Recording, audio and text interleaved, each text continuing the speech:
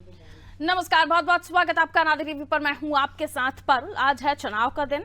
उत्तर प्रदेश की 9 सीटों पर मतदान किया जा रहा है, लेकिन इसी बीच कुछ खबरें ऐसी आ रही हैं जो इस चुनाव में आपको बताना जरूरी है। अखिलेश यादव ने प्रेस कॉन्फ्रेंस की है, बड़ी खबर आपको बता रहे हैं चुनाव से जुड़ी हुई। इस वक्त अखिलेश यादव ने प्रेस कॉन्फ्रेंस करके कुछ आरोप लगाए हैं और इन आरोपों में चुनाव आयोग को घेरा है अखिलेश यादव। देखिए, कल तक बुर्का, कार्ड, इन सबको लेकर अखिलेश यादव की टिप्पणियां आ रही थी और आज जो है उन्होंने कहा है चुनाव आयोग की जो इंद्रियां हैं वो उत्तर प्रदेश में काम नहीं कर रही। इस तरह के आरोप अखिलेश यादव लगा रहे हैं। उनका कहना है भाजपा चुनाव वोट से नहीं खोट से जीतना चाहती है।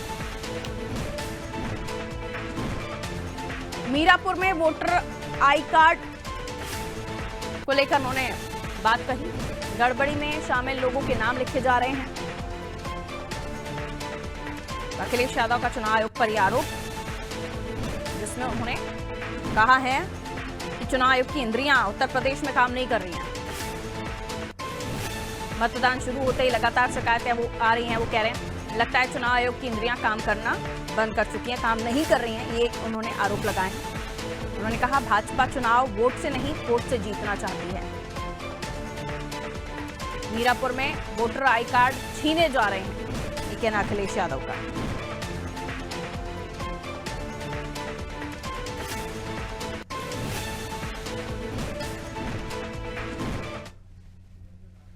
तो देखिए, अखिलेश यादव ने प्रेस कॉन्फ्रेंस करके आरोप लगाए हैं और आज चुनाव का दिन है। चुनाव के दिन उनके इस तरह के आरोप। देखिए, कल तक भी भारतीय जनता पार्टी की जो टिप्पणी आई थी, उनका कहना था कि सपा हार रही है इसलिए फिजूल आरोप लगाए जा रहे हैं। इस तरह की टिप्पणियां बीजेपी से आना शुरू हो गई थी, क्योंकि उन्होंने कहा था कि जो बुरके में महिलाएं जा रही हैं उन्हें यूं ही जाने दिया जाए, वोट डालकर वो आए, उनके बुरके को हटवाया ना जाए। इस तरह की बातें अखिलेश यादव ने कही थी। फिर उन्होंने ये भी कहा था कि पुलिस जो है वहां पर अपना इंटरफेरेंस नहीं दिखाए, किसी के आई कार्ड नहीं चेक करे। और आज वो फिर आरोप लगा रहे हैं।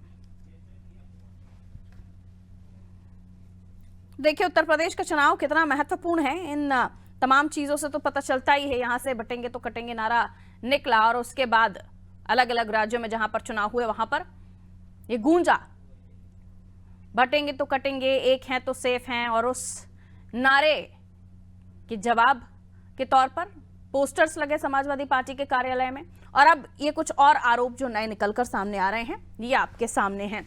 बहरहाल, लेकिन प्रचार प्रसार में अखिलेश यादव ने भी इस बार चुनाव में ताकत झोंकी है।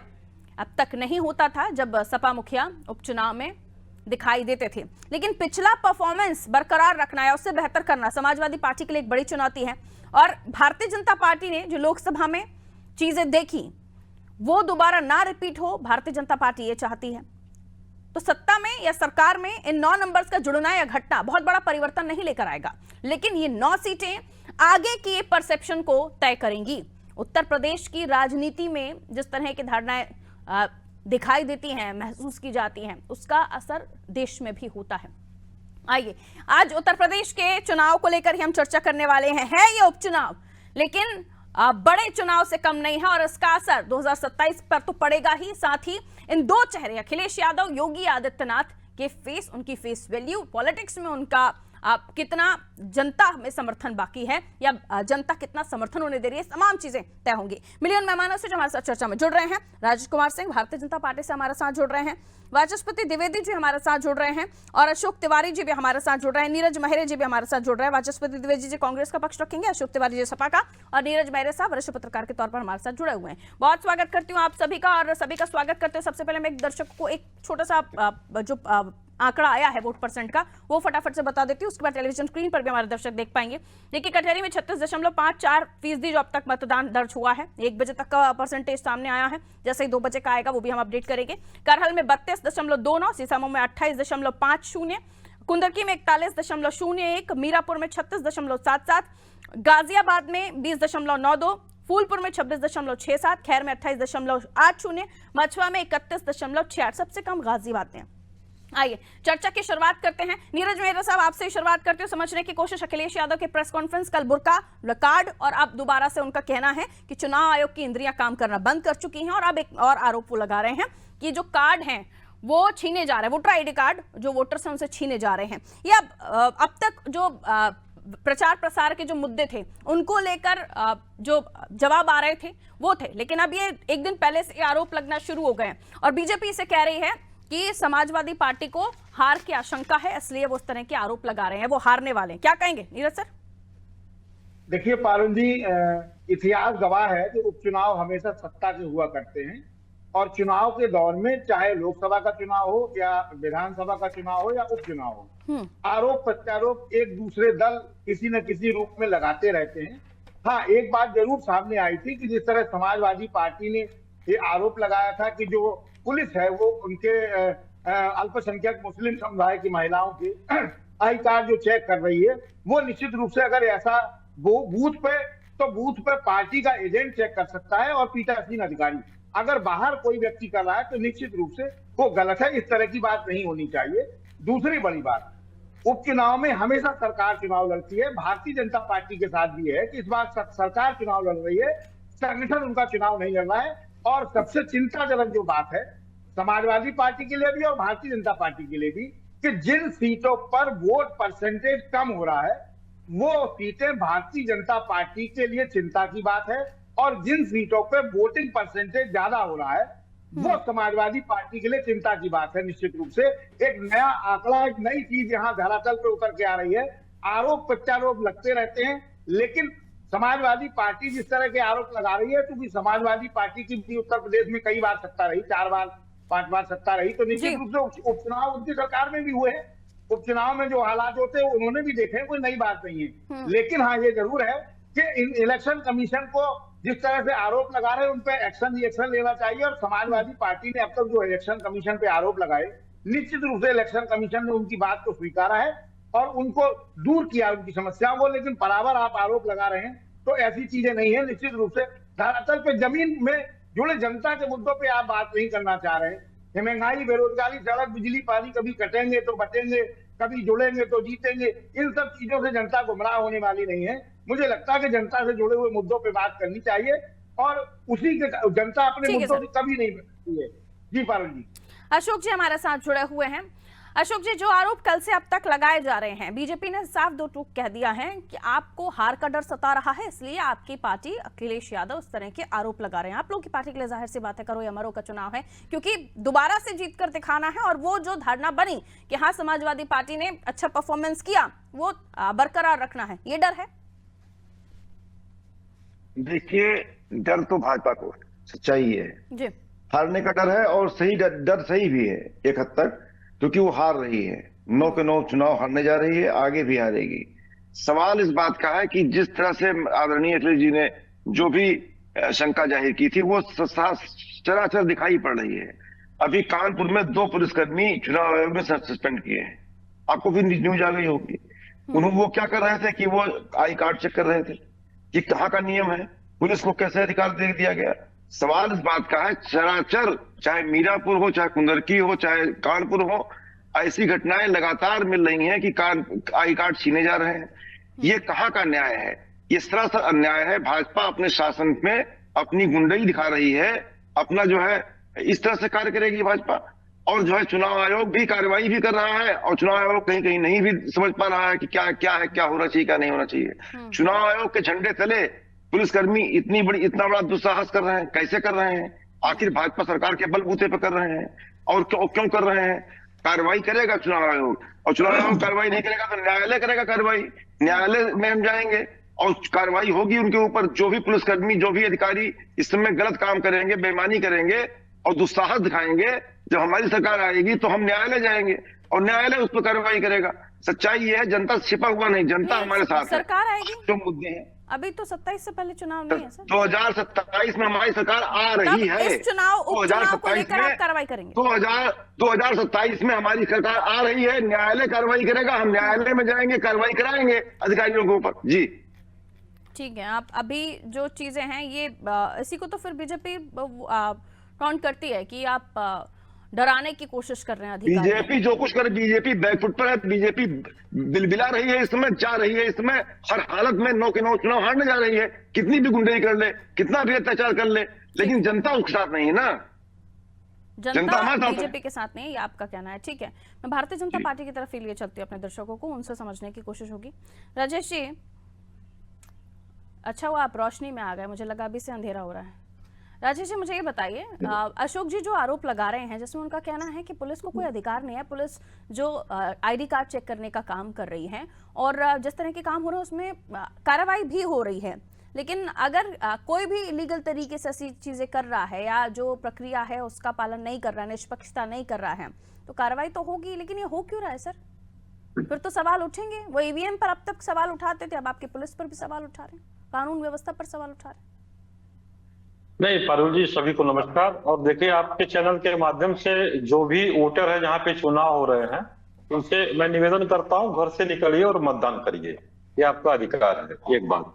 दूसरी बात पारुल जी, ये तो समाजवादी पार्टी की जो है कि पुरानी ये राग है ना, ये उलूल जुलूल की बातें करते हैं। जब इनको लगता है कि हम हार रहे हैं, तब ये उलूल जुलूल की बातें शुरू कर देते हैं। कभी करते हैं ईवीएम में प्रश्न उठाना शुरू कर देंगे, कभी शासन प्रशासन में प्रश्न उठाना शुरू कर देंगे।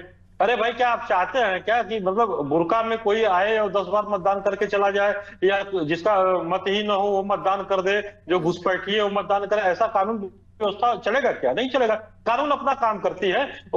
जो भी वहां पे बूथ होते हैं, उस बूथ पे जो प्रशासन काम करता है वो अपना काम करता है। इनके कहने से ऐसा नहीं है कि कोई बुरके में चला जाए, कोई घुसपैठी है और वोट दे करके चला, वो नहीं संभव है। वो समाजवादी पार्टी की सरकार में संभव हुआ करती थी, जब बूथ पे लूट हुआ करता था, बूथ के बूथ लूट लिए जाते थे। ये समाजवादी पार्टी की सरकार जब ये गुंडों माफियाओं की बात करती है, बूथ की बात करती है कि वहां पे ऐसा हो रहा है, वैसा हो रहा है, गुंडाई हो रहा है, तो बड़ा हास्यास्पद लगता है पारुल जी। क्योंकि इनकी सरकार को तो माफिया लोग चला रहे थे ना, तो इनके मुंह से शोभा ही नहीं देता जब ये माफियाओं की बात करते हैं और बूथ पे जब कहते हैं कि गुंडागर्दी हो रहा है। एक बात। दूसरी बात मैं आपको कह रहा हूं कि ये लोग माहौल बनाने का काम कर रहे थे। हरियाणा में भी 2 महीने से माहौल बना रहे थे पारुल जी। क्या हुआ हरियाणा में? जब जनता जनार्दन घर से निकली और जब मत का काउंटिंग हुआ, तो आपने देखा किसकी सरकार बनी, तो हम वहां फिर से सरकार में आ गए लगातार। तो ये लोग तो एक माहौल बनाने का काम करते हैं कि किसी प्रकार कुछ सीटें हमको मिल जाए। लेकिन मैं आपको बताता हूं कि उत्तर प्रदेश में 9 के 9 सीटें हम जीतने जा रहे हैं, महाराष्ट्र में पूर्ण बहुमत से हम सरकार बनाने जा रहे हैं। तो इन लोगों को जनता जनार्दन समझ चुकी है कि इनका क्या काम है। इनका है कि भाई किसी प्रकार हम गठबंधन करके अपने परिवार को बचाएं, हाँ, परिवार को सेव करें। उन्होंने जो लूटपाट किया है उस धन को बचाने हम कैसे बचाएं, यही सब इन लोगों का काम है। जनता जनार्दन जमीन पे जानती है इस बात को। तो ये मुद्दों की बात नहीं करेंगे, कहीं कहेंगे बूथ लूट गया, कहीं कहेंगे ईवीएम लूट गया, कहीं कहेंगे ईवीएम हैक हो गया। यही इन सब की बातें हैं, ये सबका कोई मतलब नहीं। उपचुनाव में मुद्दों पर बात तो किसी ने की ही नहीं। प्रचार प्रसार में मुद्दों से इतर कुछ ऐसे मुद्दे गौण हो गए थे इस उपचुनाव में, इसे मानिए। नहीं नहीं, हम तो मुद्दों पे ही बात करते हैं। देखिए पारुल जी, जब ये उलझुल की बातें करते हैं तो हम कहते हैं कि भाई क्यों आप मुद्दों पे आइए ना। हमने जो काम किया है जमीन पर, जो जनता जनार्दन के लिए मैं काम, तो उस पर बात करिए, उस पर डिबेट करिए। तो आपको मालूम है कि क्या आप जमीन पे तो जाते नहीं कि क्या काम हो रहा है। आपको तो मालूम है कि देश में 4 करोड़ आवास भी बन गया, वो आपको मालूम है क्या? नहीं मालूम है आपको। ठीक है, वाचस्पति जी हमारे साथ जुड़े हुए। हरियाणा का भी जिक्र किया उन्होंने कि वहां पर भी पहले से माहौल बनाने की कोशिश की जा रही थी, कुछ जगहों से खबर ऐसी हैं। लेकिन जो आरोप कल से लग रहे हैं, क्या वाकई किसी की कोई पहचान अपनी छुपा ले और उस पहचान का दुरुपयोग करे, या किसी तरह से बार बार वोट डालने की कोशिश करे? बुर्के का जो जिक्र कर रहे थे राजेश जी, और अभी जो चुनाव आयोग पर जिस तरह के आरोप अखिलेश जी लगा रहे हैं, क्या आपको ठीक लगता है ये सब? देखिए, सबसे पहले मैं आप सभी का बहुत बहुत नमस्कार, और जो जनता हमारी वोटिंग करने जा रही है उन सबका बहुत इस्तकबाल, और जनतंत्र को जिस तरीके से मजबूत करने का काम कर रहे हैं उन सबको बहुत साधुवाद। जहाँ तक उत्तर प्रदेश के चुनाव और बाकी राज्यों के चुनाव का है, दोनों में बहुत अंतर है। अगर आप झारखंड का चुनाव देख लीजिए, 48% वोट पड़ चुका है। अगर आप महाराष्ट्र का देखें तो 32% वोट पड़ चुका है। उत्तर प्रदेश का लगभग 28% औसतन वोट पड़ा हुआ है। कटो बटोगे के नारे को समग्र जनता ने बिल्कुल समाप्त प्राय कर दिया है, और मूल मुद्दे प्रभावित हो रहे हैं। जो जनता के मूल मुद्दे थे उन पर यह वोटिंग हो रही है। जहां पर भाजपा अपने को बहुत मजबूत मानती है, फूलपुर का आप देख लीजिए क्या प्रतिशत है, आप गाजियाबाद का प्रतिशत उठा के देख लीजिए, खैर का देख लीजिए, अन्य जगहों का भी देख लीजिए, मत प्रतिशत कहाँ पड़ रहा है, कितना पड़ रहा है। यहाँ तक अभी आपने प्रश्न उठाया था बुर्के का, किसी भी प्रकार का कोई अवांछनीय वोटिंग नहीं होनी चाहिए, गलत वोटिंग नहीं चाहिए, किसी के मताधिकार को भी लेकिन नहीं छीनने की कोशिश करनी चाहिए। यहाँ पे बुर्के का सवाल है, अंदर जो एजेंट होते हैं सबको पता होता है कि किस घर के परिवार की महिला है, कौन है, चलिए वो छोड़िए। अंदर जो पीठासीन अधिकारी है और जो पोलिंग पार्टी है उसको पूरा अख्तियार है कि वो अगर किसी पर शक है तो बुर्का उठा के देख सकती है। उस पर किसी ने कोई परहेज नहीं किया, किसी ने मना नहीं किया, लेकिन पुलिस बाहर खड़े होकर अगर परिचय पत्र मांगे, उनको छीन ले, उनको फेंक दे, किसी वर्ग विशेष, किसी जाति विशेष, इसलिए मैंने सवाल आपका क्लियर नहीं सुना शायद मेरा। अखिलेश जी ने कहा कि चेक मत करो, जाने दो। नहीं, चेक पुलिस को कहा है, पुलिस चेक नहीं करे, पुलिस को चेक करने का कोई अख्तियार नहीं है। वो केवल कानून व्यवस्था का देखरेख कर सकते हैं। उनको आउटर लेयर में इसीलिए रखा जाता है तो बाहर आउटर लेयर पे कानून व्यवस्था का अगर कोई प्रश्न उठ रहा है, जैसे तो अगर वहीं अगर किसी पर डाउट है तो क्या करें? अंदर जाके पहले उसे कर लेने दे जो कर रहा है, उसके बाद में पुलिस पर आप दोष दें। अगर किसी पर डाउट है तो चेक तो करना पड़ेगा ना पुलिस को सर, कि हम और आप थोड़ा डिसाइड करेंगे कि वहां पे पुलिस को किस पर डाउट है किस पर नहीं है। घूंघट में भी कोई होगा, उस पर डाउट होगा तो पुलिस चेक करेगी। घूंघट पर क्यों नहीं बात करते आप लोग? मैम वही मैं कहना चाह रहा हूँ, पुलिस को कोई अख्तियार नहीं है, कोई वोट चेक, कोई वोटर कार्ड के शिनाख्त करने का कोई पुलिस को अधिकार ही नहीं है, केवल कानून प्रशासन का केवल है। शिनाख्त की बात नहीं कर रही हूं, अगर कोई डाउटफुल या इनपुट है या इंटरनल कोई बात है तो वहां चेक फिर भी नहीं देख सकते। यह काम पोलिंग पार्टी का है। अंदर जो बूथ एजेंट हर पार्टी के बैठे हुए हैं, कोई किसी का खिलाफ करेगा, किसी बुरके वाले को वोट नहीं पड़ने देंगे। नहीं तो बुरके से हमदर्दी और घूंघट से नफरत, फिर ये तो फिर उसके लिए भी बोलिए कि किसी को चेक ना कीजिए, आप तो जाने दीजिए। फिर ये बुरखाई क्यों अकेले उनके मुख से ये शब्द निकला? अब वो उनका बात करने का तरीका, उनको कोई एप्रीहेंशन ऐसा है। और चूंकि रामपुर में ऐसी घटना हुई है, रामपुर में इसी प्रकार हुआ था और यही इसी तरीके का काम करके चुनाव को हराया गया था। मेरा सवाल ये है कि बिल्कुल आपका बिल्कुल सही बात है।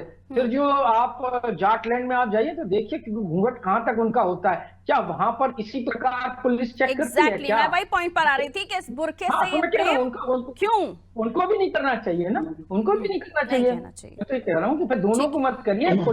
पुलिस पोलिंग पार्टी क्या कर रही है? उनको अख्तियार है ना, चुनाव आयोग ने उनको अख्तियार दिया है। केवल पुलिस और प्रशासन को बाहर केवल कानून व्यवस्था देखने का अधिकार दिया है, पुलिस को है ही नहीं अधिकार। कहीं भी आप देख लीजिए, चुनाव आचार संहिता को उठा लीजिए, मॉरल कोड ऑफ कंडक्ट में उठा के देख लीजिए, कहीं भी पुलिस को अधिकार नहीं है किसी की भी आइडेंटिटी को चेक करे, किसी के वोटर कार्ड को चेक करे, ये उनको अख्तियार है ही नहीं।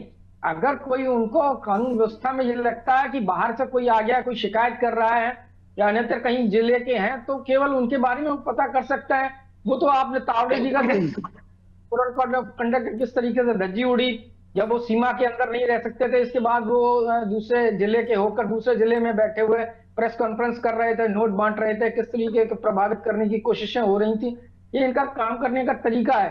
और यह जो वोट प्रतिशत जो पड़ रहा है, जहां भाजपा अपने को क्लेम कर रही थी कि वो बहुत ऐसे सीटें जीतेगी, वो निश्चित रूप से उन सभी सीटों को वोटर बाहर नहीं निकल रहा है। ये चिंता का विषय न केवल एनडीए के लिए है बल्कि इंडिया गठबंधन के लिए भी है। सर पारुल जी, मैं 10 सेकंड में बात खत्म कर रहा हूँ। ये साबित कर रहा है कि बटोगे कटो वाला नारा नहीं चला है, कोई नारा नहीं चल रहा। मैं वही कह रही हूँ आपको कि 20% ना आपको जिता रहा है ना बीजेपी को जिता रहा है। फिलहाल तो जनता का बाहर निकलना जरूरी है। ठीक है, मैं लौट रही हूँ। सर आधा दिन हो गया है नीरज सर, 2:20 हो रहा है जब हम इस चर्चा को कर रहे हैं। गाजियाबाद 20 से मुश्किल से अभी 1 घंटे बाद जो मत प्रतिशत आएगा वो 30 के आसपास हो सकता है, ये मैं अनुमान कर रही हूँ। 40 जा सकता है, शाम तक 45 जा सकता है। लेकिन जिस तरह का इंटरेस्ट दिखाई नहीं दे रहा जनता का वोट करने का, तमाम नारे शायद जनता को बाहर नहीं निकाल पा रहे हैं, चाहे वो अखिलेश जी के हों या बम्पर वोटिंग जिसे कहनी चाहिए कि अखिलेश जी उत्तर प्रदेश में उपचुनाव में पहली बार इतनी सभाएं कर रहे हैं और बीजेपी ने भी ताकत झोंक दी है, और ये नतीजे कि जनता वोट करने के लिए बाहर नहीं आ रही है। इनकी अपीलों में दम नहीं रहा क्या? निश्चित रूप से मैंने जैसा पहले कहा पारुल जी, जनता के मुद्दे पे अगर बात नहीं करेंगे, जनता वो आपको वोट नहीं देगी। जनता के मुद्दों पे ना तो भारतीय जनता पार्टी ने बात करी है, ना समाजवादी पार्टी ने या इंडिया गठबंधन ने बात की। कोई कह रहा है कि कटोगे तो बटोगे, कोई कह रहा है ये कहेंगे तो जुटे रहोगे तो ये हो जाएगा, वो हो जाएगा। एग्जैक्टली। तो मुद्दे की बात ये नहीं है। महंगाई, बेरोजगारी, सड़क, बिजली, पानी पे आप बात नहीं कर रहे। छात्र वहां देखिए इलाहाबाद में लेटे हुए 20,000 छात्रों को आप कोई समस्या उनकी समाधान नहीं कर पा रहे। आप सरकार में आपको डेलीगेशन भेजना चाहिए था वहां जाके बात करें। आप 10 साल से देश की सरकार चला रहे हैं, तीसरी बार फिर सरकार बन गई। 7.5 साल से उत्तर प्रदेश में सरकार चला रहे हैं। आप अपनी योजनाओं की बात करिए। आप बताइए कि हमने इतने मेडिकल कॉलेज बना दिए, इतने हवाई अड्डे खोल दिए, इतने हमने गैस कनेक्शन बांट दिए, इतने हमने नेशनल हाईवे बना दिए, आपने सड़कों का इनकी चर्चा क्यों नहीं कर रहे? आप क्यों नहीं कर रहे? इसलिए क्योंकि आपको उसमें समझ में आ जाएगा, तमाम जनता जानती है कि आपने हाईवे बनाए, उसके तीसरे दिन बैठ गए, सड़कें टूटने लगी। आप ये कहना चाह रहे हैं कि सारे समीकरण ध्वस्त हो गए, सारे नारे काम नहीं कर रहे हैं, जनता ने अपने विकास के मुद्दे को चुना जिस पर किसी ने बात नहीं की, इसलिए वोट परसेंट है। बिल्कुल बिल्कुल, निश्चित रूप से। आप बताइए, आपने देश भर में हर जिले में एक मेडिकल कॉलेज, मेडिकल यूनिवर्सिटी खोल रहे हैं आप। झांसी की हालात क्या है?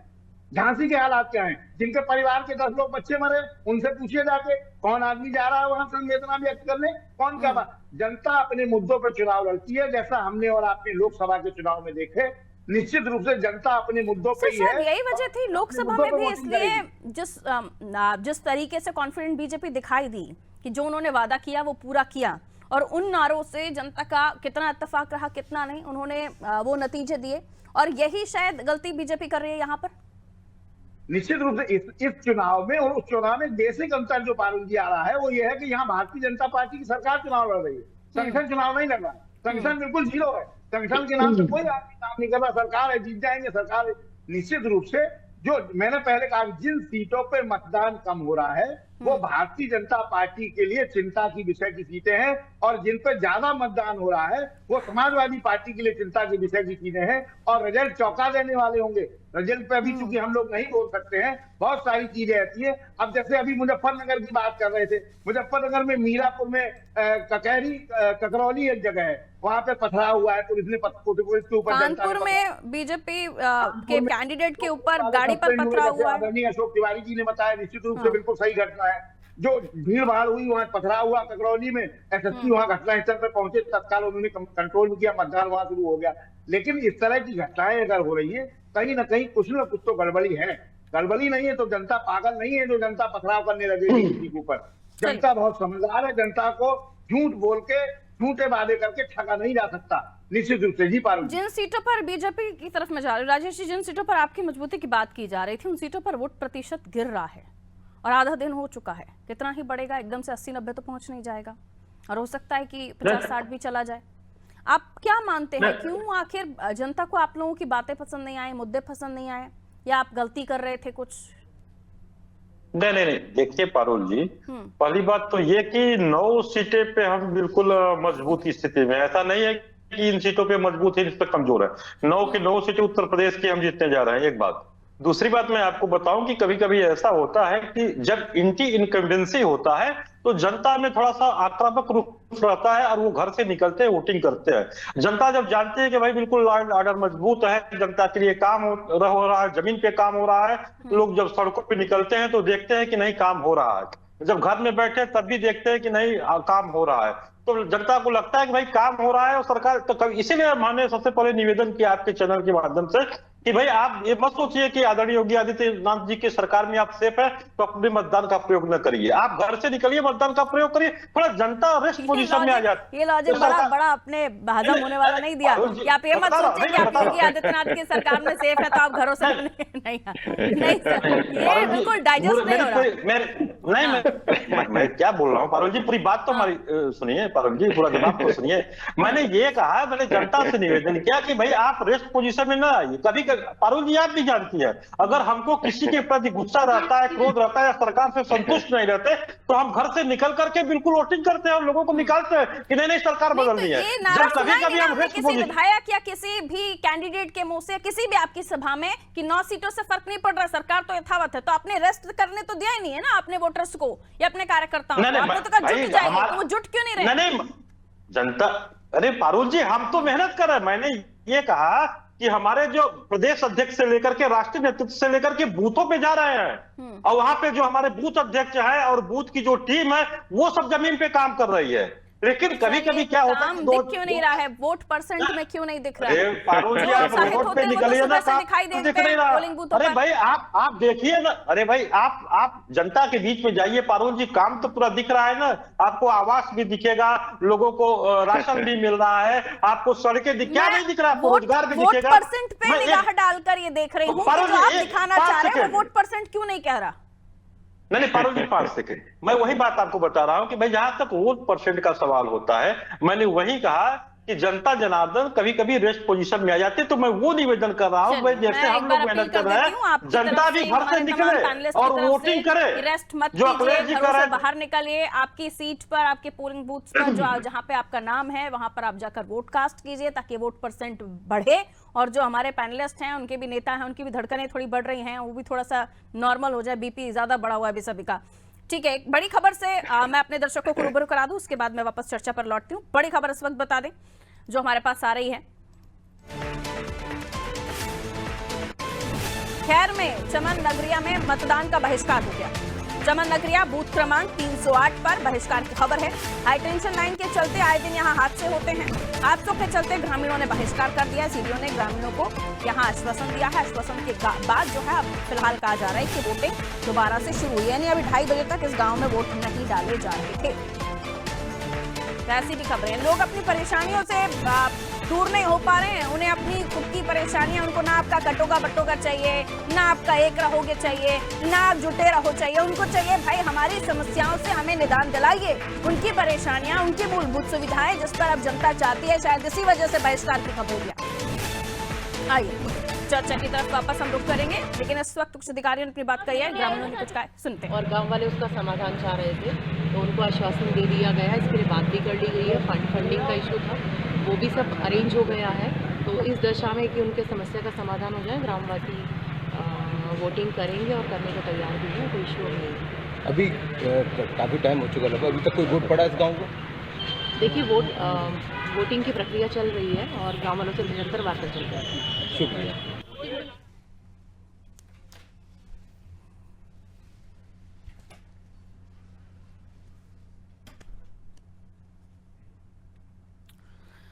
तो वोट का बहिष्कार हुआ था यहाँ पर, मतदान का बहिष्कार किया था यहाँ पर लोगों ने, और उनका कहना था कि उनके गांव में जो हाई टेंशन लाइन है वो बड़ी मुसीबत है उनके लिए, उससे हटाया जाए। सोचिए ये ऐसी समस्याएं हैं जिनको लेकर लोगों को लगता है कि यही वो वक्त है जब हम आईना दिखा सकते हैं उन जनप्रतिनिधियों को जो आते हैं, वादे करते हैं, दावे करते हैं, उसके बाद वोट गया, काम हुआ। मिलिए वापस हम चलते हैं चर्चा की तरफ। जो हमारे साथ मेहमान जुड़े हुए उनसे मैं पहले ही आपका परिचय करा चुकी हूँ। अब सपा की तरफ हम रुख कर रहे हैं। यही सवाल मेरा अशोक जी आपसे भी है कि तमाम अपीलें आपकी या अखिलेश जी का इतने समय बाद उपचुनाव में इतनी रैलियां करना, ये बताता है कि वोटर आपके लिए भी बाहर नहीं निकल रहा है। ये जाहिर सी बात है, अगर 20% वोट कास्ट हुआ तो पूरा का पूरा सपा का वोटर तो नहीं आया होगा बाहर, है ना। और दूसरा ये भी पूछा जा रहा है कि क्या तुक्का था लोकसभा चुनाव में आपका परफॉर्मेंस? जी पारुल जी, देखिए अभी आपने न्यूज में जो है दिखाया, हाईलाइट किया अभी आपने कि किस तरह से एक स्थानीय समस्या को लेकर के जनता सड़कों पर है और अपना मतदान का बहिष्कार करके अपनी बात को हाईलाइट कर रही है। ये योगी सरकार है जो नींद में सो रही है। जन समस्याओं से इसका कोई लेना देना ही नहीं योगी सरकार का, और इसी पे चुनाव हो रहा है, इसी पर चुनाव हो रहा है। आज इनको ये मजबूर होना पड़ रहा है कि पुलिस कर्मियों को जो है डायरेक्शन देते हैं, ये चुनाव आयोग को दरकिनार कर देते हैं, और पुलिसकर्मी जबरदस्ती वोटर आईडी चेक करता है, वोटर आईडी छीन के फेंक देता है। तमाम घटनाएं हुई हैं जो कि आपके सामने हैं और आ चुकी हैं। 2 पुलिसकर्मी सस्पेंड किए जा चुके हैं ऑलरेडी चुनाव आयोग के द्वारा, इसी काम को लेकर के। आज ये जबरदस्ती चुनाव जीतना चाहते हैं, ये वोट से नहीं, ये अपने खोट से चुनाव जीतना चाहते हैं। आज ये हालत हो गई है। भाजपा की हालत किसी से छिपी नहीं है। अब सवाल परसेंटेज का है। परसेंटेज का जहां तक सवाल है, हमारे मतदाता निकल रहे हैं, वोट डाल रहे हैं अपना, और भाजपा के मतदाता जो है वो विचार कर रहे हैं कि आगे हम समाजवादी पार्टी को वोट देंगे, ऐसा मन बना रहे हैं। इस समय उदासीन है, नहीं निकल पा रहे हैं किसी कारण से भाजपा के मतदाता, और वो जो है ये सोच रहे हैं 27 में अब अखिलेश जी को ही वोट देना है। इतना थक गए हैं, इतना चुक गए हैं। डर क्यों रहे हैं आप? जब आपका ही पूरा वोटर है तो बुरखे में आए, चाहे पल्लू में आए, चाहे घूंघट में आए, तो फिर क्यों अखिलेश जी को डर सता है? फिर क्यों चुनाव आयोग पर आरोप लगा रहे हैं अगर पूरा वोटर आपका है तो? इस तरह से आप सवाल करेंगी, ऐसी उम्मीद नहीं, फिर भी जवाब देता हूं।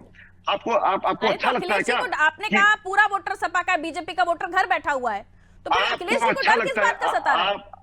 आपको अच्छा लगता है क्या एक भी मतदाता को अगर पुलिस रोकती है, पुलिस पता करती है, ये उचित है क्या? चाहे सभी मतदाता हमारे हों, कोई मतदाता हो, किसी भी मतदाता को पुलिस को क्या अधिकार है? पुलिस को कोई अधिकार है क्या आईडी चेक करने का, आईडी छीनने का? इस गुंडा राज को खत्म करने के लिए अगर हम गुहार लगाते हैं चुनाव आयोग से, क्या करते हैं? सरासर अन्याय हो रहा है, सरासर सभी जगहों पर अत्याचार हो रहा है, अत्याचार के खिलाफ लड़ाई लड़ रहे हैं हम। क्या चाहती हैं आप? हमारे राष्ट्रीय अध्यक्ष आवाज नहीं उठाए इस पर चुनाव आयोग की? क्या चाहती हैं आप? चुनाव आयोग थोड़ी ना कर रहा है सर, उस पर क्यों आरोप लगा रहे हैं? चुनाव आयोग पर हम लोगों ने गुहार लगाई है चुनाव आयोग से, इसको सही करे, इसको सुनिश्चित करे। और फिर भी प्रदेश सरकार की गुंडई चुनाव आयोग के ऊपर से चल रही है, उसके पुलिसकर्मी जाति कर रहे हैं, फिर भी नहीं मान रहे हैं। आखिरकार चुनाव आयोग को सस्पेंड करना पड़ा है। दो पुलिसकर्मी सस्पेंड किए गए हैं आज। क्यों सस्पेंड किए गए हैं? क्यों सस्पेंड किए गए? चुनाव आयोग ने क्या बात को कुछ जी हाँ, तो मैं सही बात बोल रहा हूँ, आप सुनिए, ठीक है कहिए। आप सवाल करिए भाजपा के पक्ष से, आप सवाल इसलिए बोल रहा हूँ। रुकिए तो सही, थोड़ा सा धैर्य रखिए। हाँ राजेश जी कहिए। धैर्य रखे हुए हैं, पूरी तरह रखे हुए हैं। अरे बोलने दीजिए भाई। पारुल जी अभी मैं आपको लेटेस्ट मेरी आवाज आ रही पारुल जी? जी सुन रहे हो। मैं अभी आपको तुरंत लेटेस्ट न्यूज बता रहा हूं। अभी करहल में क्या हुआ, एक दलित बच्ची की हत्या कर दिया समाजवादी पार्टी के गुंडों ने। उसके पिताजी रो का कह रहे हैं कि समाजवादी पार्टी को वोट नहीं दिया जा रहा था, इसलिए समाजवादी पार्टी के लोग आए और बोले वोट क्यों दूसरे को दे रहे हो, सपा को नहीं दे रहे, उसकी हत्या कर दी। ये पिता की बयान है। अभी लेटेस्ट न्यूज बता रहा हूं मैं आपको, 5 मिनट पहले का न्यूज बता रहा हूं, आप पता कर लीजिए आप मीडिया पे। तो ये है समाजवादी पार्टी की गुंडई कि ये सरकार में नहीं है तब भी गुंडई कर रहे हैं। और जाकर के उस बच्ची के घर पे लोगों ने मारपीट कर कुछ मार डाला। क्यों? क्योंकि समाजवादी पार्टी को ने दिया। अभी मैं आपको तुरंत का न्यूज बता रहा, उसके पिता का ये बयान है। इनकी गुंडई देखिए आप, ये जहां भी गुंडागर्दी हो रही है इनके कार्यकर्ता और इन लोगों ने गुंडई मचा रखा है। जहां भी बलत चाहे अयोध्या का कांड देखिए, कहीं भी आप देखिए, उसमें समाजवादी पार्टी के लोग जरूर शामिल है। क्योंकि किसी भी प्रकार प्रदेश में जो है कि दंगा का माहौल बनाया जाए या किसी अराजकता का माहौल बनाया जाए। हाँ पारुल जी बिल्कुल, पुलिस अपना काम कर रही है, कर भी रही है। आप देख भी रहे हैं कि समाजवादी पार्टी के लोग गिरफ्तारी हो रहे हैं। व्यवस्था ना संभाले। अशोक जी आवाज मिल रही है? दलित बच्चे की हत्या, पिता ने कहा वोट डालने के लिए। अरे आपने सुन लिया, भाजपा को ने बोला आपको दोहराने की जरूरत नहीं है। आप म्यूट हो गए थे ना सर, मैंने कहा फ्रीज हो गए तो दोबारा रिपीट करो। जी मैं कहना चाहता हूँ, करहल हमारी ऐतिहासिक सीट है, जहाँ ऐतिहासिक विजय हम दर्ज करने जा रहे हैं इस समय। वहां हमें आवश्यकता नहीं है इस तरह कार्य करने की। जो इस तरह के फर्जी आरोप लगा रहे हैं भाजपा के प्रवक्ता और गलत बातें कर रहे हैं, जांच करें। आप किसी से क्या करवा देंगे? मरने पर, उसकी मृत्यु पर ये आरोप राजनीति के लिए लगाएगा? ये सिर्फ आरोप है, इसमें सच्चाई नहीं है। सच्चाई ही नहीं है। एक पिता अपनी बेटी के मरने पर ये कहेगा, और वो भी इसलिए क्योंकि वो राजनीति से प्रेरित है, राजनीति से जुड़ा, वो कोई ताल्लुक नहीं। ऐतिहासिक विजय करते हैं, जो हमारी सीट है, जहाँ ऐतिहासिक विजय करते हैं हम, वहाँ ऐसा काम क्यों करेंगे? ऐसा काम तो कोई झूठ व्यक्त करेगा, हम तो करेंगे ऐसा काम। ये सरासर झूठा है, बेबुनियाद आरोप। पारुल जी देखिए, इनका कानून व्यवस्था यह है कि चैनल पे बैठ के क्लीन चिट दे दिए, उसमें न कोई जांच न कोई बात, क्लीन चिट तुरंत दे दिए कि यह हो ही नहीं सकता। उसके पिताजी बोले, घर वाले बोले, कोई मत। ये इनका सरकार में ये गुंडा राज था, ये माफिया राज था कि माफिया जो कहते थे, गुंडा जो कहते थे, खाता न बही, जो ये समाजवादी पार्टी के गुंडे कहते वही सही। और ये अशोक तिवारी जी ने भी सिद्ध कर दिया इस बात को। पारुल जी आप क्या कहेंगे? चैनल में बैठिए, आपका क्या कमेंट है इस तरह की घटनाओं को लेकर जो बीच चुनाव में आ रही है? देखिए, किसी भी प्रकार की कोई किसी की भी हत्या समय होना ये गलत संदेश जाता है, जिसपे ये अभी प्रमाणिक तौर पर तय साबित नहीं हुआ है कि वो उन्होंने क्या आरोप लगाया है, क्या सपा का माता पिता ने इस तरह क्या मैं दूसरी अगर वो साबित हो गया है तो ये प्रभावित करने का और ये तरीका भी ठीक नहीं है। जहां तक उसका जवाब उन्होंने सपा के प्रवक्ता जी ने दे दिया। मैं बात को अपने को जो कहना चाह रहा उसको मैं जवाब दे दिया, क्लीन चिट दे दिया। जवाब नहीं दे दिए वाचस्पति जी, क्लीन चिट दे दिए। अरे वो उन्होंने जवाब, मेरा जवाब सुनिएगा। मैं आपने जो पूछा, मैंने कहा अगर कहीं भी हुआ है तो ये गलत है। मैं अपनी बात को दूसरी तरीके से कहने की कोशिश कर रहा हूं कि मैं जो कह रहा था वो साबित हो गया है कि जो ये सरकार द्वारा पूरा का पूरा पुलिस प्रशासन के तहत ये सारी वोटिंग की जा रही थी। अभी तक 7 पुलिस कर्मियों को सस्पेंड कर दिया है चुनाव आयोग ने, 2 सीसामऊ में, 2 कंदरकी में और 3 मीरापुर में। अब ये साबित करता है कि पुलिस अधिकारी जिस तरीके से उनको आइडेंटिटी चेक कर रहे थे, उनको वोट नहीं डालने दे रहे थे, ये साबित हो गया। आयोग की चुनाव आयोग काम कर रहा है, चुनाव आयोग की मैं कह रहा हूँ, मैं कह तो रहा हूँ कि वो उन्होंने काम किया, तभी तो 7 लोग सस्पेंड हुए ना, उस पर कार्रवाई हुई तभी तो हुआ। लेकिन मैंने सोचा अखिलेश जी की बातों से आप सहमत हैं कि असहमत हैं, ये भी पूछ ही लूं। उन्होंने कहा ना इंद्रियां काम नहीं कर रही हैं चुनाव आयोग की, तो मैंने कहा पूछ लेती हूँ आपसे। वो अपनी बात कह सकते हैं, उनको कहने का अधिकार है, लेकिन अभी तक जो दिख रहा है कि उस पर जो शिकायतें की गई, ये अखिलेश जी कहने का अधिकार है, लेकिन उनकी बात के साथ आप खड़े हैं नहीं खड़े हैं, ये आपका अधिकार है ना, ये तो आप खुलकर कहिए, पतली गली से मत जाइए। ये पारुल जी, वही तो मैं कहना चाह रहा हूँ, अखिलेश जी ने ही ये सवाल उठाए थे, उनके सवाल पर उन्होंने चुनाव आयोग से शिकायत की, उस पर ही कार्यवाही होते हुए 7 लोगों को सस्पेंड किया गया है। इसमें साफ साफ साबित हुआ कि पुलिस प्रशासन ऐसा कार्य कर रही थी, अगर नहीं कर रही थी चुनाव आयोग ने उस पर अब तक चुनाव आयोग बेईमानी कर रहा था, नीरज जी साबित कर रहा था।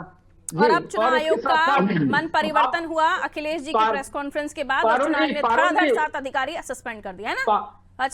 पारुल जी देख लीजिए ये 3 जहां पर, बाकी सीटों पे देख लीजिए जो 6 हैं उन पर मत प्रतिशत देखिए कितना बढ़ गया, लेकिन गाजियाबाद, खैर और उस पर देख लीजिए कि मत प्रतिशत अभी भी 26 से 28 के बीच में है, वहां नहीं बढ़ रहा है। जहां भाजपा का बहुत ज्यादा सीट पक्की मानी जाती थी वहां पर नहीं हो रहा। फूलपुर में भी देख लीजिएगा ये स्थिति हो रही है, जिसका मतलब है पहले ही हमारे भाजपा के प्रवक्ता जी मान चुके हैं कि हम लोग तो खा पी के मस्त पड़े हुए हैं, अपना मजे से नाश्ता वास्ता कर रहे हैं और आराम से हमारा काम तो सरकार और सरकारी तंत्र कर ही रहा है, पुलिस हमारा काम कर ही रही है, तो निश्चिंत है, इसलिए इनका वोटर बाहर नहीं निकल रहा। और मेरा टेल भी मेरा सर, ऐसे मत करो आप। हाँ, इनका एक तरफ आप कह रहे हैं चुनाव आयोग कार्रवाई भी कर रहा है, दूसरी तरफ कह रहे हैं कि बीजेपी संतुष्ट बैठी हुई है, पन्ना प्रमुख नहीं निकल रहा, दोनों बात, पन्ना प्रमुख गायब हो गए। पारुल जी, पन्ना प्रमुख गायब हो गए, पन्ना प्रमुख जी नाश्ता करने चले गए, सब घर पे बैठे हुए हैं। पन्ना प्रमुख जी संतुष्ट हैं कि हमारा पारुल जी बहुत देर से वो वेट कर रहे हैं, सभी अन्य पार्टियों का नाश्ता करके वो सो रहे हैं। अरे पारुल जी, जलेबिया तो अब देखिए, जलेबिया कहाँ पे हरियाणा में वापस हो गया, आर्डर दिया था इन्होंने, जलेबिया तो आपको वापस हो गया, नाश्ता तो आप ये बिना जलेबी वापस कर दिया भाई। हरियाणा में क्या हुआ आप? अरे क्यों कर रहे हैं? जलेबी का आर्डर आपने दिया था, क्या हुआ? अरे जलेबियों का आर्डर आपने दिया था ना, रिजल्ट डालने के बाद वापस हो गई। हमारी सरकार क्या हुआ? तो आप लोग तो ऐसे ही आर्डर देते जाते हैं।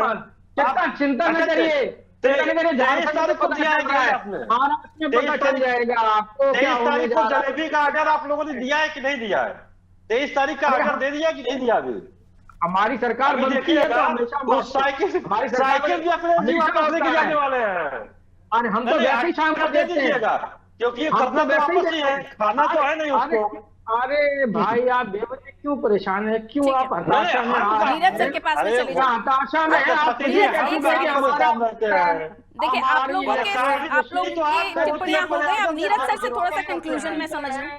आप लोगों की बातें आ रही हैं सामने, आप लोगों ने अपनी अपनी टिप्पणियां कर दी। नीरज सर, आरोप प्रत्यारोपों के बीच, ठीक है रुक जाइए, प्लीज रुक जाइए, दोनों रुकिए,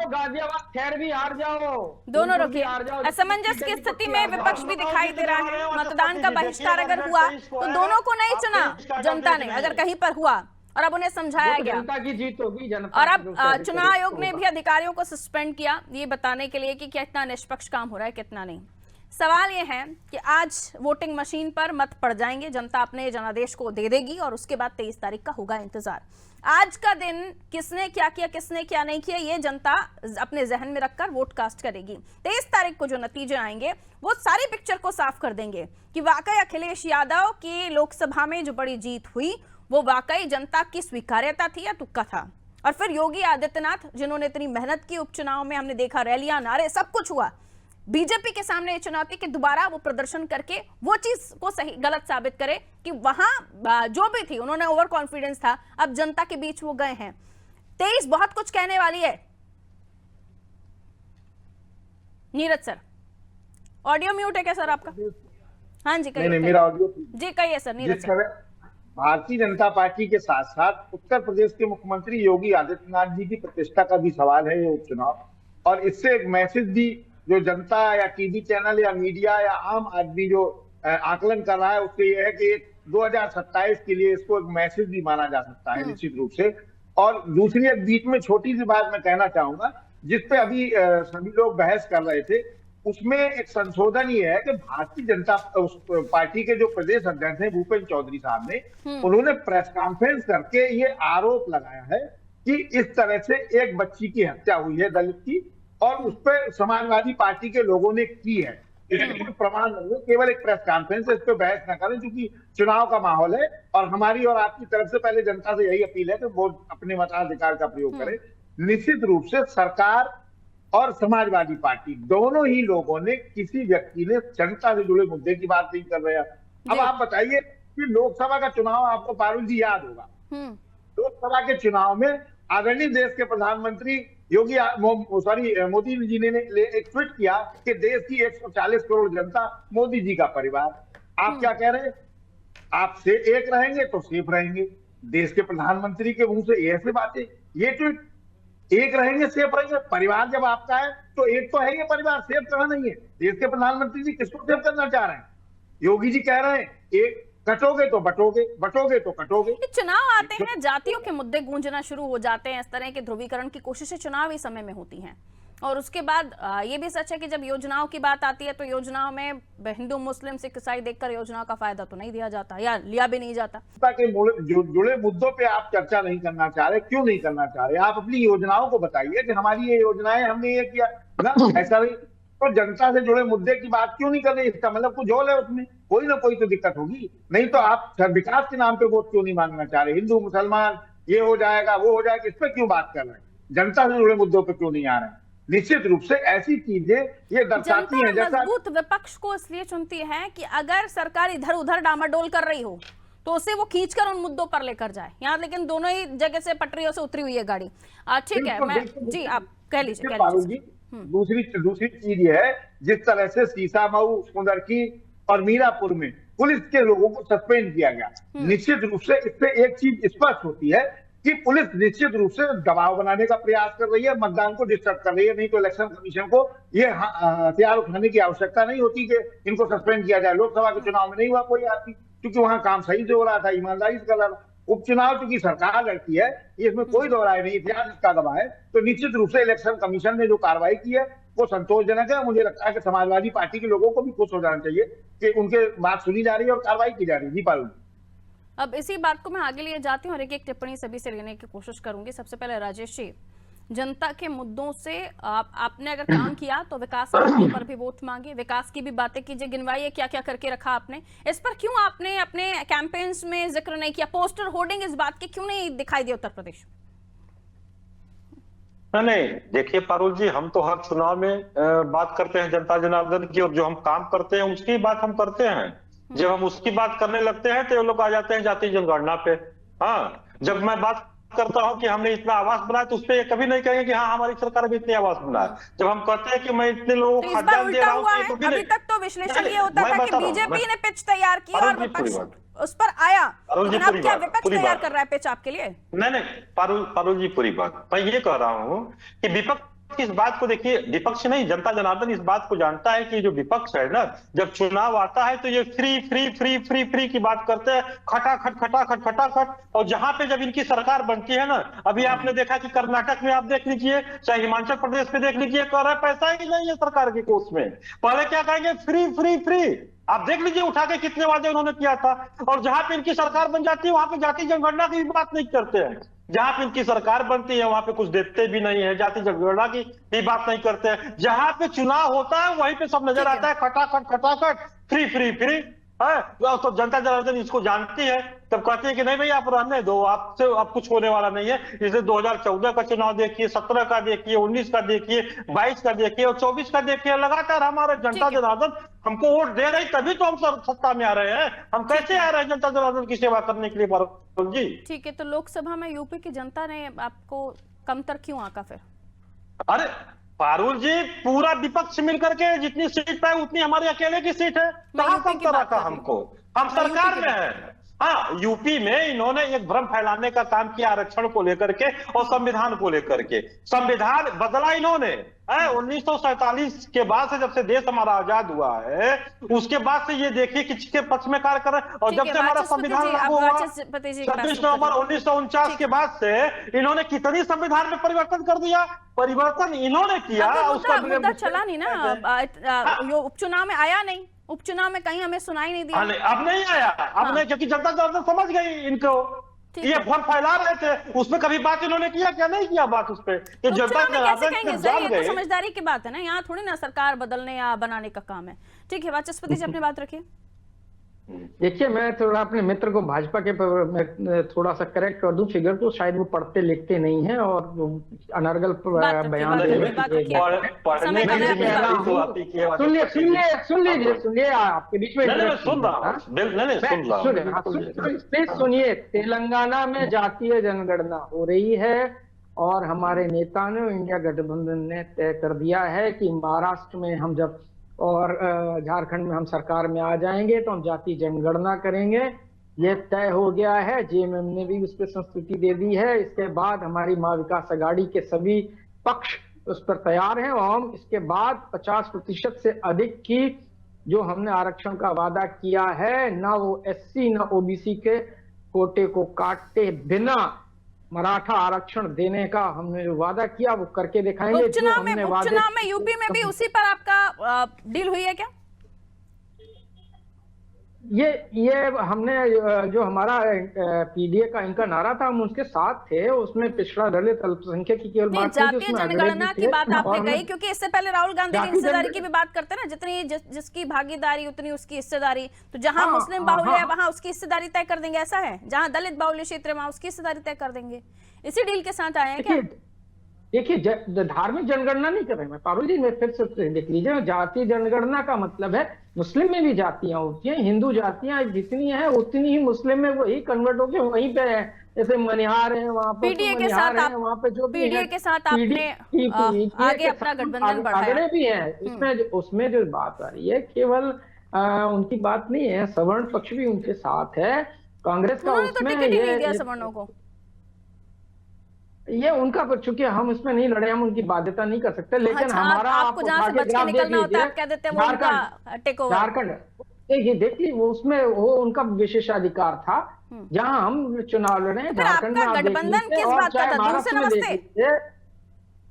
नहीं नमस्ते क्यों? हर बात में तो यही कह रहे वो उनका टेक था, वो उनका टेक था, तो आप गठबंधन में थे कहाँ?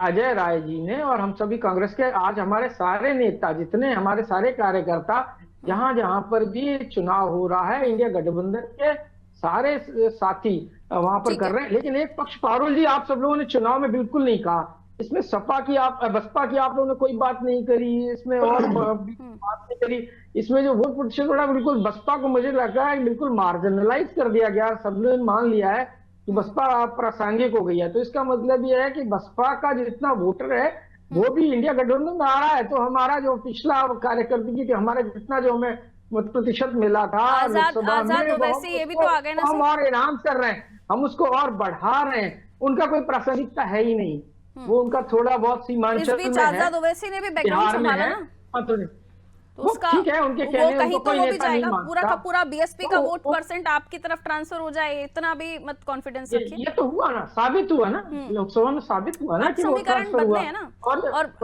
आजाद ने आकर पिछले चुनाव में दिखाया ना कि एक और उभरता चेहरा है वो। पारुल जी, आपने पूरे चुनाव में बसपा की बात ही नहीं की ना। क्यों बीएसपी की टेंशन ले रहे? सपा बैठी हुई आपके बगल में, आपको उसकी टेंशन नहीं सता रही? हमारे किसी प्रवक्ता ने, चलिए मैं अशोक जी के पास जा रही हूँ, शॉर्ट में अपने कमेंट रखिएगा। मान लिया गया वो वोट, हमें मान लिया गया है कि इंडिया गठबंधन को मिल रहा है, इसलिए उनको अशोक जी अप्रासंगिक पीछे माना। साइकिल आपने पे भी बैठी हुई थी साबित कांग्रेस करता हूं हमारे प्रियंका किसी जी, पैनल राहुल पे जी किसी वहां से भी उतर गए। वो कह रहे हैं जो किया आपने किया, जीत भी आपकी हार भी आपकी, जो किया आपने किया। जी हाँ, अच्छा जी, किया पारुल तो जी। बुरा किया तो आप ही ने किया, कहिए। जी पारुल जी, मैं भाई नीरज मेहरा जी की बात से बिल्कुल सहमत हूँ। भाई नीरज मेहरा जी ने बहुत प्रासंगिक और सही सवाल उठाए। हाँ। उन्होंने ये भी कहा कि मुद्दों से दूर रही भाजपा। उन्होंने साफ कहा कि भाजपा ने बल प्रयोग किया, भाजपा सरकार ने बल प्रयोग किया पुलिस के जरिए, जिसके तहत मैं तो कह रही हूँ 3 जगह मुद्दों पर- के ट्रैक पर लाने की विपक्ष ने कौन सी कोशिश की, ये भी तो बताइए। अगर सुनिए भटके सुनिए, हैं आप तो बात- ट्रैक पर लाने की कोशिश कौन सी हुई है? एक पत्रकार का दायित्व है कि बात पूरी होने दें, बात पूरी होने दें। मैं मेरे सवाल को गप मैं कर कह जाए रहा और मैं आपको जाने मैं दूं। अहम सवाल पूछ रहा हूँ, आपसे अहम पूछ रहा सवाल, हूँ। ओके पूछिए, आप पूछ के प्रवक्ता- पूछिए, आप- मेरा काम आप हाँ, ही कर लीजिए। अहम मैं- सवाल पूछ रहा हूँ, कहिए। कुंदरकी मीरापुर सीसा मऊ में जिस तरह से पुलिसकर्मी सस्पेंड किए गए हैं, वहीं आगे फिर सस्पेंड करने पुलिस को करने पूरी डिबेट इसी पर करूं क्या मैं आपके साथ? हाँ, इसी पे करना पड़ेगा। जिस तरह पुलिसकर्मी थैंक यू सस्पेंड सो हुए मच हैं अशोक जी, क्विट कर लीजिए। और चुनाव आयोग मुझे ने मत सस्पेंड बताइए किया कि मुझे है, क्या करना उस पड़ेगा। तरह से मेरे सवालों का भाजपा जवाब गुंडाराज आपके पास है साबित हो नहीं। गया। भाजपा का कांग्रेस ने गुंडाराज कह दिया साबित कि हुआ आप है। जो भाजपा किया की आपने गुंडाई किया उस साबित पर हुई जवाब है नहीं आपके भाजपा पास। गुंडाई कर रही है। मुद्दों पर बात पुलिस के जरिए अगर गुंडाई नहीं कर रही किया है। तो विपक्ष चुनाव कौन सा को- लेकर आया चुनाव को इसके? डिस्टर्ब नीरज जी करने से की एक शॉर्ट कोशिश कर रही कमेंट लूं, उसके है। बाद ये मुझे साबित हो इजाजत दे चुका दीजिए। है। नीरज जी ये भाई नीरज मेहरा जी ने नहीं कहा नहीं, है ऐसे अभी। नहीं हो पाएगा भाई सर, नीरज मेहरा आपके जी ने सवाल कहा आप ही है के जवाब ना। Neeraj sir please, Neeraj sir बोलना शुरू कीजिए, समय मेरे पास कम है सर। रुक जाइए अशोक जी, हाँ रुक जाइए। आप सपा हैं, वो पत्रकार हैं, उनको बोल लेने दीजिए। रुक जाइए, वो विपक्ष नहीं है आपका। रुकिए, अभी अभी उनकी बातों की आप बहुत तारीफ कर रहे थे, आप उनको भी सुनिए ना। वेट सर, बीपी बढ़ रहा है आपका, धैर्य, थोड़ा धैर्य। भाई नीरज मेहरा जी को आप नहीं दबा पाएंगी, सच्चाई बोल रही हो वो जो अरे तो मैं कब जुटला रही हूँ किसी को सर? जी मुझे क्यों टारगेट कर रहे हो? मैं थोड़ी ना बोल रही हूँ नीरज सर गलत बोल रहे हैं। नीरज सर अपनी बात रखिए। मैं भी बोल रहा हूँ, मेरी बात कह दीजिए। हाँ, मैं मिला दीजिए कि गुंडाई हुई है। नहीं अशोक जी, क्या हुआ है आज आपको? मतलब वोट कम पड़ रहे हैं, कम डल रहे हैं, ये डर है, परेशानी, क्या दिक्कत क्या है? वोट हम चुनाव जीत रहे हैं, हाँ ठीक है, ठीक है, मैं अभी से शुभकामनाएं देते थे, नतीजे आएंगे तब देखेंगे, तब देखेंगे कौन कितनी सीटें जीत रहा है, कौन कितना क्या कर रहा है। मैं तो शुभकामनाएं देती हूँ। चुनाव जीत चुके हैं जी sir. Neeraj sir short comment sir. देखिए पारुल जी, जाति जनगणना की जो अभी चर्चा हो रही थी, निश्चित रूप से जाति जनगणना पे मांग जो है संघ ने भी की है। मोहन भागवत जी का भी बयान आया है, तो संघ के और कई पदाधिकारियों का भी आया अरे है। वो तो अकेली समाजवादी पार्टी या कांग्रेस नहीं मांग कर रही, देश की जनता भी यही चाहती है। और ये काम केवल केंद्र सरकार करा सकती है, ना समाजवादी पार्टी कर सकती है और ना कांग्रेस कर सकती है। ये केंद्र सरकार का काम है। दूसरी चीज ये है, छत्तीसगढ़ में भूपेश साहब ने भी की थी उस वक्त जब मुख्यमंत्री थे, जारी नहीं हुआ वो भी जातीय जनगणना का सर्टिफिकेट। बिहार में भी जारी कुछ नहीं हुआ, लेकिन वो अलग चीज है। मुद्दे की बात यही है कि चुनाव में निश्चित रूप से सरकार हो चाहे विपक्ष हो, दोनों में से कोई भी व्यक्ति जनता से जुड़े मुद्दों की बात नहीं कर रहा है। जनता इसलिए चुनाव में मतदान भी कम कर रही है। देखते हैं मत प्रतिशत अब कहां तक जाता है। बहुत बहुत शुक्रिया। माफी के साथ राजेश जी नहीं आ पाऊंगे अब आपके पास, समय इतना ही इजाजत दे रहा था। बहुत शुक्रिया आप सभी का हमारे साथ चर्चा में जुड़ने के लिए। उत्तर प्रदेश की 9 सीटों को लेकर हम चर्चा कर रहे थे, जहां उपचुनाव हो रहा है, तगड़ा मुकाबला है, कई सीटों पर त्रिकोणीय दृश्य भी बनता हुआ दिख रहा है। और अगर हम गठबंधनों की बात करें तो यहाँ हमने देखा कि सीधे तौर पर योगी आदित्यनाथ ही मोर्चा संभाले हुए थे और अब अखिलेश जी सपा की तरफ से मोर्चा संभाले हुए थे। लेकिन अब अखिलेश जी की तरफ से जो आरोप लग रहे हैं उसके बाद कार्रवाइयां भी होना कई तरह के सवाल खड़े करता है। और इस बीच अब ये देखना होगा कि जब शाम तक वोट परसेंट आएंगे तो उसके बाद 23 तारीख को नतीजे आएंगे। जाहिर सी बात है आज मतदान है, आज किस्मत कैद हो जाएगी 9 प्रत्याशियों की, कौन 9 सीटों पर जो प्रत्याशी है उनकी। अब 23 तारीख को जब नतीजे आएंगे तब देखना होगा कि ये जो तमाम सियासी समीकरण बनाने की कोशिश की जा रही थी या तमाम जो आकलन किए जा रहे थे धरातल पर क्या कहते हैं। फिलहाल इतना ही, दीजिए इजाजत, नमस्कार।